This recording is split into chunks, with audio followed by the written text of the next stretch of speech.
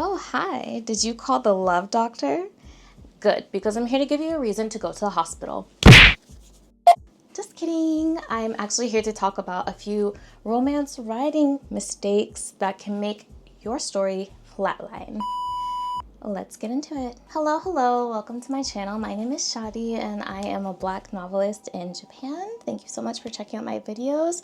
I'm here to give you writing techniques and tips that will help you write your heart's content. So today we will be talking about romance mistakes and what you can do to fix them. You can pick your poison and watch along or just use me as background noise. Either is okay. It's up to you. But before we get into it, it is February, which is why I'm in a love doctor outfit, and some of y'all are some edgy hentai. And I know some of y'all know what those words mean, because tell me why I could not find a decent nurse's outfit in a timely manner that was not overly sexualized. Like that, y'all are not gonna see the length of this. Subscribe to my OnlyFans for that. But really, this is guys, come on. No decently just cute frilly nurse outfits that's not sexualized. Come on. Anyways, let's get into the class and start with some statistics. I have my handy dandy MacBook to help me get through the statistics, so let's get into it. Romance consistently accounts for around 22 to 23% of all fiction revenue, making it the largest segment of the book market. What's really cool about that is that it shows that romance is not niche, both in the indie publishing and traditional publishing industry. It's going to be here for a long time, and it's probably going to be thriving for a long time too. My next statistic is contemporary romance is the largest subgenre, but others like paranormal and romantic and I guess suspense and cross genres, those are also growing very, very fast. So that means even if you're not sure about romance in your writing, you can kind of twist it and spin it any way you want, and I personally believe it will be well received because we're always looking for different kind of romances that are not overplayed, overused, or anything like that. As for my last statistic, according to the New York Post, many readers want realistic emotional depth and dialogue, not just steamy scenes or fantasy tropes. And a large percentage feel that well-written romantic scenes influence real-life expectations and communication, showing the genre's emotional impact. So I'm gonna put this down really quickly.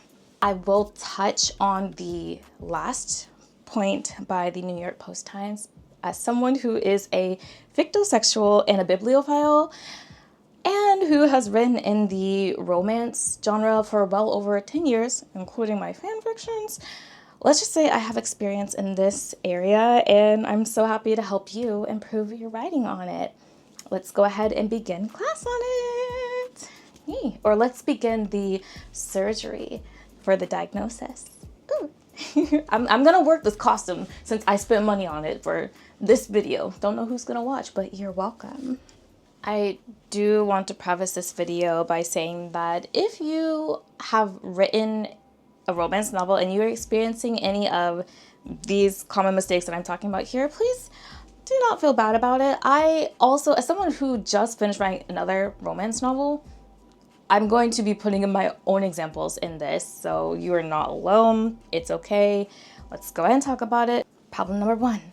You are writing dialogue that has been written 1,000 times over, it's overused, and we're kind of looking for something new. That can be in the form of cliches, very generic flirting that if someone tried to flirt with you that way, you would be like, no ma'am, or no sir, or however you speak.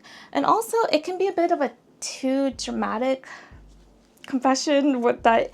Again, remember, we're keeping in mind that we want to be realistic when it comes to the confession. A very over poetic confession, depending on what you're reading, may not work. The biggest problem with this topic is that you're writing romantic dialogue, which is great, but you're not writing your couple's dialogue. You know, you're just putting in what you think would work and what you think sounds right based off of what's trending currently, and that's not always the best thing to do. You have to make it your own, and you have to make it your own, or not even your own, their story, specifically for romance novelists. The two main characters, it has to be their story. So one way that I suggest to fix this is by making it really unique. And I know it sounds way easier than what I'm saying, but I'm saying making sure they have a unique rhythm, making sure that they have a unique way of interacting with each other and speaking to each other. And, you know, I believe that a lot of great romantic novels, there's always going to be some kind of problem in them, whether it be the main character's problem or the main male lead's problem or whoever's problem. There's going to be a problem that some way they can solve to some extent, kind of fit a hole together, or sometimes not even fit a hole together. But I'm rambling. The main point is just make it unique, make it special. I will give an example of, in my novel For You, the main character, she's so flawed. She has so many problems. And the main male lead character, he's trying to tell her, like, you know, I see you're thinking this way, but it's not always like that. They have very unique dialogue. You can tell when she's speaking with other people, she doesn't even really tolerate people, but with him, she kind of changes how she speaks. She adapts, she grows. Just gonna kind of leave it at that. You can kind of think of it as if you remove the main character and the love interest in your romance novel, if the story still works without that name or the love that they have, that's not a very well-written romance novel, in my opinion. If the topic is of love and if you remove it, the story still has no impact. I'm just saying you may need to rethink how you're doing the love in that story. I'm just going to end it there and go on to the next point. I'm sorry. I'm still working on sounding articulate, and I'm getting there. I'm not saying like or as much, because I'm recording 100 times to get the scene in this episode right. Work with me. Problem number 2. In your romance novel, it may feel like the romance is not the story engine. Keep in mind your genre. And in saying this, I mean, it could be something like the story is a bit thematically empty, the romance plot feels forced, and, you know, there's just no real story engine in that. And that, for a romance novel, if you're trying to write on romance, that may be a problem. I'm going to go back into my point that I mentioned earlier, where if you take the romance out of it, how does your story exist? Is it fine without romance? Is it okay without it? If it feels like the romance does not drive a decision or force the characters to make a decision, let's start with a checklist here that may help you figure out if you're having this problem. It's just 3 points, so I'll go over very quickly. 1, if you have romance in your novel, but it does not make the characters make tough decisions or have hard decisions to make or have their back pushed against the wall, think about how you're exploring love in your novel. If it does not affect the ending with the romance that you have in the novel, think a little more. And then my last point on the checklist is, if it doesn't express the theme of romance, please think a little more. So a few tips I have on fixing this specific problem is to try to mix the romance more or integrate it more into the topics I'm about to go into. I'm gonna probably put it here, somewhere on here. I'm sorry if I'm looking down, I'm just checking my notes. So I want to say that you should be mixing it into the protagonist's core wound. You're going to want to also mix in romance with things like hard choices that the protagonist has to make, the theme, of course, which is romance, or if you're cross-genring, you're going to want to mix that in too. And you're also going to want to mix that in. I'm sorry, my phone just went off. I'm getting text messages and Netflix messaged me. I feel like mixing those things in together can help to really propel the story more and give it more of a instead of a I don't know if that made sense. I'm gonna hope it did though. Let's go on to point number 3. This is a problem I don't find too much. In fact, I kind of see the opposite problem with point number 3, but the point is that the romance there's no conflict or transformation or growth. How are you going to have a romance novel without any growth in the love department or something that changes or some kind of conflict? How? In some instances, this can look like the same fighting, the same fights over and over again in every other scene. This can look like the same conflicts over and over and over again. This can also look like the same distance where no one's moving. No one's moving. What? How can you write a romance novel like that? And I am going to go on to add that it's not really in this, but I feel like if I don't say it now, I'm going to forget to say it at some point. One problem I especially notice is that the change happens too quickly. Too quickly. You go from, I hate this person, to within the next chapter, I love this person. They just picked up a pencil and handed it to me, so. Ooh. No. No. As someone who I love to read about characters that are similar to myself in some way, stubborn characters, I love them so much because I can be very stubborn. Tell me why when I read certain stories and they start with this very stubborn, hard-ass character, and then all of a sudden I'm going to use main male lead in this case, does something very small act of kindness, and then, oh my God, he's so amazing. I love him. That is not how stubborn people think. If anything, it would just make me more indecisive. Like, what do you mean? I don't like you, but I'm grateful for what you did. I feel like when you rush romance like that, and I mostly see it in webtoons, I'm just going to call it what it is. I see the pandering, the quickness for some to get together, and I'm not going to go too much into it, but I do have some examples of that because I know in some of the comments, me and other people are like, what?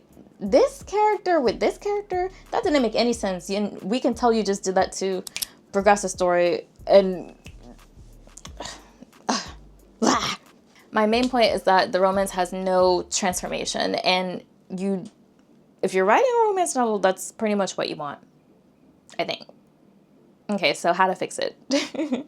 A few ways you can fix this is just by working on your design and kind of think of love in phases. If you think of it in a way where it's like relationship phases. So if you think of it as in this stage or phase, they are strangers, then you know you have to get to the friendship stage, and then you know you have to get to the lovers stage, or however you want to do it. Think of it like that, and it may be a little bit easier to break down instead of thinking, okay, I know that this person is here, has to do this and this and this and this. Just focus on the relationship aspect first and how you plan to break it down and give information on how that's going to happen with your details and your words and what's happening with the main characters and their surroundings. This can also come in the form of escalating vulnerability. I kind of mentioned this before with the novel For You. The main character, of course, is gonna have to realize, oh, what I thought life was and everything I built for myself and the world that I thought I wanted, is this what I want? And she has to think about how she's wrong in a lot of situations because no one's ever told her she's wrong before. She's always thought, I'm right, because she only hangs out by herself. There's no one to tell her you're wrong. Escalating vulnerability is a great way to fix if the relationship arc is kind of flatlining or going down, or if there just isn't any. I also want to add on to that changing the dynamics a little bit and trying to transform that is a great way. They can switch ideas. I know there's the common trope of you have the black cat with the golden retriever boy, I guess is what people are calling it. She can learn she doesn't need to be such a serious, hard person. And then with the boy, he can learn that maybe being a bit more serious is a good way to fix it. You can swap the dynamics, you can fluctuate the dynamics, whatever. But just having that change in emotional growth will do your romance wonders because they can learn from each other. The last point I'm going to make on this when it comes to the emotional arc is that the conflict shouldn't just come from the situations and the settings around them, but it should come deeply from inside and who they are. If you think about it realistically, when you are with people and you're put in a situation, it's not just the situation itself. It comes from maybe your past and how you learn to think about things or your ability to rationalize based off of what has happened to you in the past. it's not just this thing happens and then bam, you know, you're changing your feelings. There's sometimes indecisiveness. There's sometimes just more emotional thought that goes into it. My kind of a little bit of extra advice in this is to do your best to think about what you would think about realistically in terms of reality and how you would respond if XYZ, ZYX happened. You wouldn't just immediately change your thoughts and love someone in this imaginary, fake, silly, stupid example I'm making up in my head. You would have to really think about it, and there would be more back and forth. Make it more realistic is what I'm getting at. Okay, next point. I like love with stakes. I love with stakes. So in saying that, if I'm reading a novel where it feels like anyone can do for the main character, I'm talking in terms of romance novels, if I feel like the two love interests are attracted to each other, but by the end of the novel, it's a love they can do without, I'm gonna be thinking, why did he choose her? Why did they choose that? Like, what was the point of me reading this supposed love story and nothing really mattering in the end, if that makes any sense at all? I don't particularly love characters or main characters where the love interest or even the main character themselves is too perfect. Raise your hand in the room. Has anyone ever met a perfect person? No, not at all. My love diagnosis as the love doctor is that the love is built on preference, not necessity. And I feel like for a romance novel, you kind of need that necessity part, because if not, then the main character or whoever can choose literally anyone else and it would make the story the same.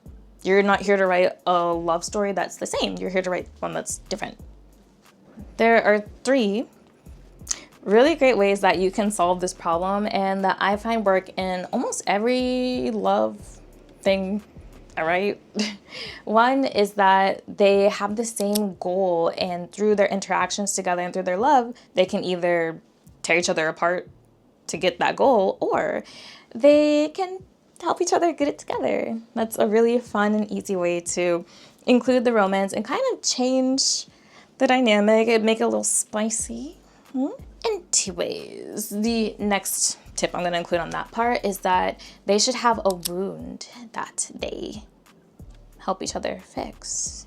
Some kind of trauma wound. Not to say that all romance comes with trauma. Sometimes you just want to read a slice of life, and that's totally okay. But if you're struggling with romance, it may be good for that flaw or that problem or that trauma to be solved or actively worked on in the process of growth with the love interest. I love the idea of someone that has done that in technically both. I don't know why I do both hands. In both novels. To spice it up a little bit, my last point on this specific topic is that the choices that they make, let them hurt each other. I love the idea of the main character having to make choices that inevitably hurt. Am I toxic? Okay, story for another day, but I just love the idea of the main character having to make difficult choices where she's damned if she does and she's damned if she doesn't. But either way, that love interest is gonna be hurt in the end. Maybe I am toxic. This last point goes into kind of what I was saying in, I think, point 3. I've been rambling for 100 hours now, but the conflict is external. It's not psychological. You know, it's a lot of this and that and that and this is happening, but the main character's not thinking. They're not using their noggin. Lobotomy. This can look like misunderstandings, interruptions, coincidences, and in my opinion, conflict armor. Is it conflict armor? Or main character armor, plot armor, whatever you want to call it. I'm looking at you, Thomas Astrick. Freaking ruined Miraculous Ladybug for me. You ruined Miraculous Ladybug for me with how you did Marinette dirty. Now they're trying to fix it, but don't get me started on Miraculous Ladybug. I was and kind of still am a hardcore fan, and I just Thomas Astrick, your days are numbered. That all just goes to say the conflict you are creating it's all like setting situational. It has nothing to do with the characters' fears, their thoughts, their traumas, their identity, which is very important because I don't know about you, but I don't want to read a novel where there's no growth, it's flat, nothing really happens. My personal treatment for this is that you need to think about obstacles, obstacles, obstacles. This could be some kind of, I keep saying trauma because trauma's on my mind, I guess, but trauma, this could be someone's religious belief, someone's personal belief, and something they've always maintained throughout their life. Anything like that where there can be opposition and where it's something that can't be solved in just one easy conversation. Don't make things happen around the characters, but let them have conversations about what's taking place. And honestly, if it's a good romance novel, it's not going to be one chapter with one conversation that easily changes that character's mind. It's going to be multiple conversations or multiple events that transpire throughout the novel that gradually is my keyword here, gradually get the main character or the love interest to change the way they're thinking or feeling or to see the world in a different light. Okay, those are my 5 tips on how to fix a few writing mistakes in your novel and to hopefully help to give it life, like I am with this outfit. I'm just kidding. I'm so happy no one I know watches this. Actually, no, I think 1%. Anyways, just thank you so much for watching. I'm really trying to be more succinct in the videos and it's hard. I'm not an articulate person and I just really want to do my best and I'm gonna try my best. So from February, I think I'm going to change a few things, but we're going to see how that goes. Thank you so much for watching. You can check out my previous, I didn't say it in the beginning. You can check out my previous video somewhere. Wait, it's on this side, over here. A previous video on routine, I believe. And you can check out my next video on inspiration. I'm so excited to do the first segment on inspiration for this channel in the month of Valentine's Day. Yay! It's gonna be so fun. Thank you so much for watching, and I really hope these tips helped you. I think that's everything I have to say, aside from you can check out my socials. And please watch the end credit scene. I did work very hard on it. So I am going to let y'all go. Class is out of session. Thank you so much. And please remember to always stay happy, healthy, safe, and write to your heart's contents. Bye. It's the best. And I hope that's for the best. I forgot how to work my... Okay, Shizuka. What do you say? Did I wear this hat correctly? I don't know if I did. Oh, my hair is a mess. I'm a mess. I cut my hair off. I'm so tired. So, oh, I shouldn't scratch my neck. That's so unladylike.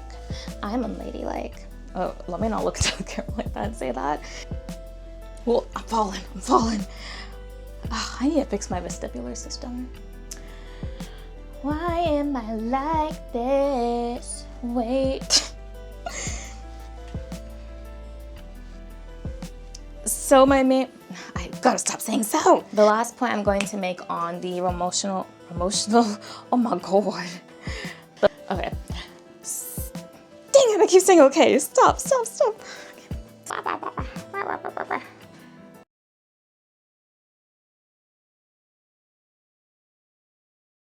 Don't do that. Maybe I can get just a couple of pictures before.